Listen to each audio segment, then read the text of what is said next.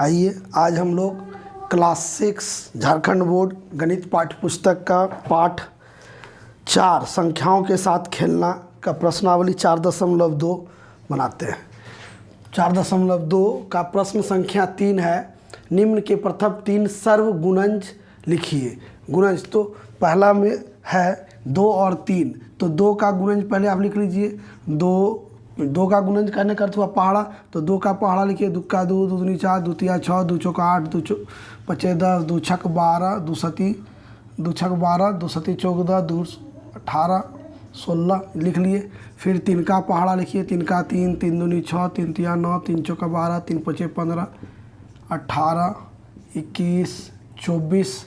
अब सर्वगुणज में जो दोनों में समान है, तो आप क्या देख रहे हैं, पहला गुणज 6 है, फिर इस तरह से 12 होगा,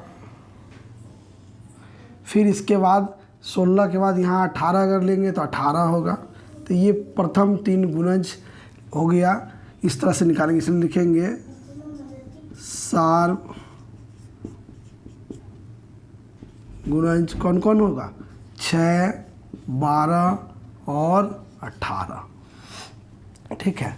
इसी का दूसरा प्रश्न है 2 और 5 का सर्वगुणज। तो दुक्का पहाड़ा पहले लिखिए। दुक्का 2, 2 दूनी 4, दो तिया 6, दो चौक 8, दो पचे 10, दो छक 12, 14, 16, 18, 20। ठीक है।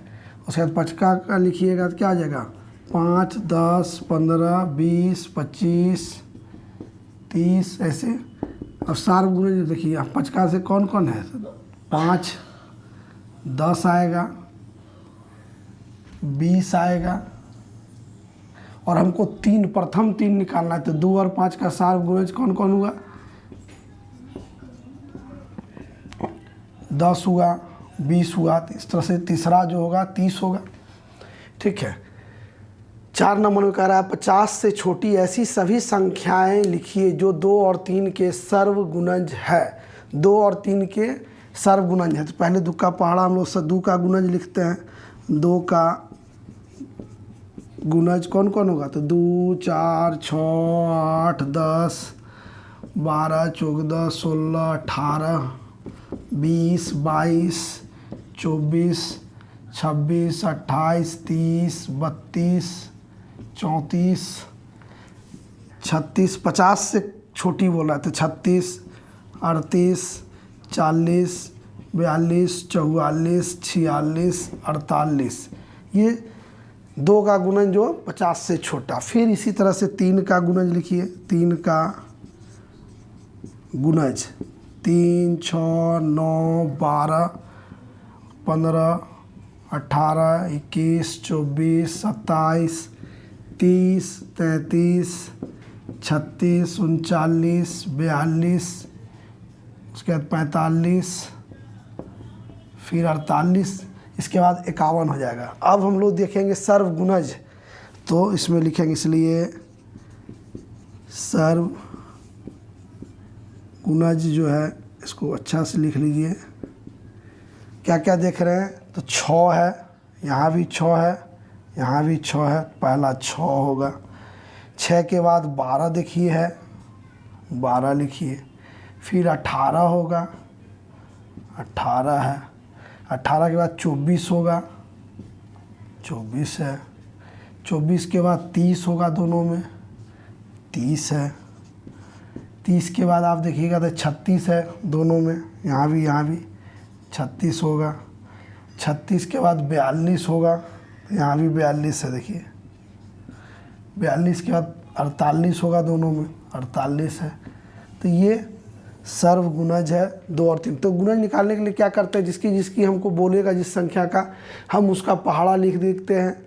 उसके बाद दोनों में सामान्य देखेंगे, जो दोनों का अथी में आ रहा है, 2 या 3 भी बोलेगा तो हम इस तरह से निकालेंगे।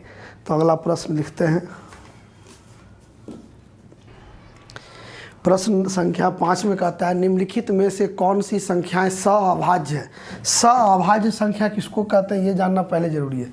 सअभाज्य संख्या जिस संख्या का गुणनखंड, पहले क्या करते हैं गुणनखंड की बात कर रहे हैं, तो गुणनखंड सिर्फ एक हो, सामान्य सर्व गुणनखंड एक अगर है, जितना भी दिया हुआ संख्या अगर उसका सर्व गुणनखंड एक, मैंने सामान्य गुणनखंड सिर्फ एक अगर है तो उसको सर्वअभाज्य गुणन कहते हैं। पहले हम क्या करते हैं 7 का गुणनखंड लिखेंगे, 7 का गुणनखंड, ठीक है, गुणनखंड आप लिखिए, 7 का गुणनखंड 1 और 7 होगा। इसी तरह 16 का गुणनखंड आप लिखिएगा तो 1 होगा, 2 होगा, 1 है तो 16 भी होगा, 2 है तो 8 भी होगा, 2 का 3 नहीं, 4 से 4 चौक 16, तो 1 2 4 8 16। तो यहाँ क्या देख रहे हैं सिर्फ एक ही सामान्य है, इसीलिए ये सर्व गुणन, ये जो है सअभाज्य संख्या है। 7 और 16 सअभाज्य संख्या है। क्यों है?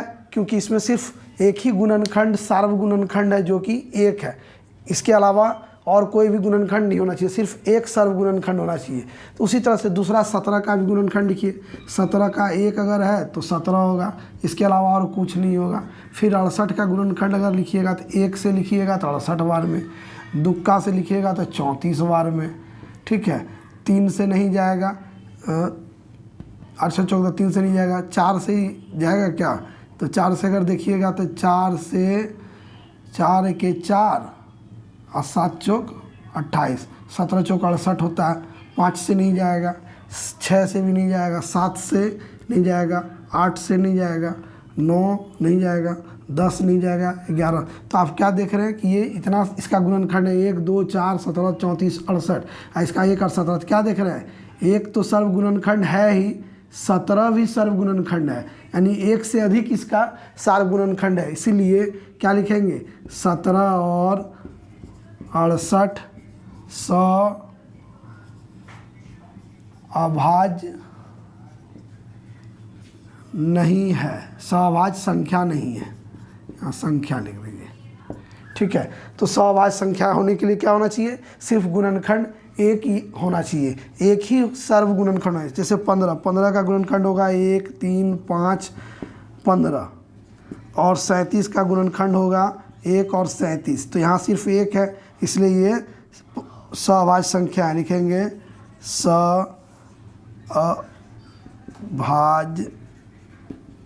संख्या है। 16 और 81, 16 का गुणनखंड किया था 1 2 4 8 16, 81 का अगर लिखिएगा तो 1 होगा तो 81 होगा, 3 होगा तो 27 3 बार में, उसके बाद 6 नहीं 9 होगा तो 9 9। तो इसमें भी क्या देख रहे हैं 1 सिर्फ है, तो ये भी सअभाज्य संख्या है, सअभाज्य संख्या है, ठीक है। तो इस तरह से सअभाज्य संख्या बनाने के लिए, जानने के लिए या जांच करने के लिए पहले क्या करेंगे हम लोग, उसका गुणनखंड लिखेंगे संख्या का, और ये मिलान करेंगे कि उसमें सिर्फ एक गुणनखंड, एक जो है सर्व गुणनखंड होना चाहिए, सब में समान होना चाहिए। उसके अलावा अगर कोई और संख्या गुणनखंड में आ जाता है तो वो सअभाज्य संख्या नहीं होगा, जैसा कि आप प्रश्न संख्या 5 का दूसरा में देख सकते हैं।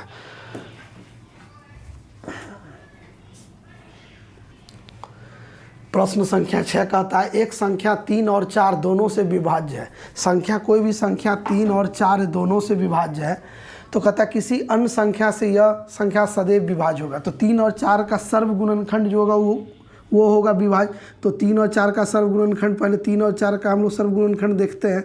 तो 3 का गुणनखंड होगा 3 6 9 12 15 18 21 24, और 4 का गुणनखंड अगर हम देखेंगे तो 4 8 12 16 20 24। तो क्या देख रहे हैं, सार्वगुणज जो होगा, इसका सार्वगुणज जो है कौन कौन है, तो यहाँ से देखिएगा तो आप पहला देखिएगा 12 है, फिर 12 के बाद 24 है, तो 12 और 24 ये है। तो 3 और 4 से तो विभाज्य है, तो किस से और ये कट जाएगा, तो 6 से कटेगा। 6 के बाद ये 12 से देखेंगे कटेगा, ठीक है। 6 और 12 से भी विभाज्य होगा। यही है ये सवाल। तो कह रहा कि 3 और 4 से कटने वाला संख्या, तो 3 और 4 से पहले हम लोग सार्वगुणज निकाल लेंगे 3 और 4 का, उसके बाद पता चल जाएगा कि कौन सा संख्या, तो 12 24 है, तो ये 6 से भी कटेगा और 12 से भी कटेगा, तो 6 और 12 से भी विभाज्य होगा। तो इसी के साथ ये प्रश्नावली आपका समाप्त हुआ। वीडियो देखने के लिए धन्यवाद।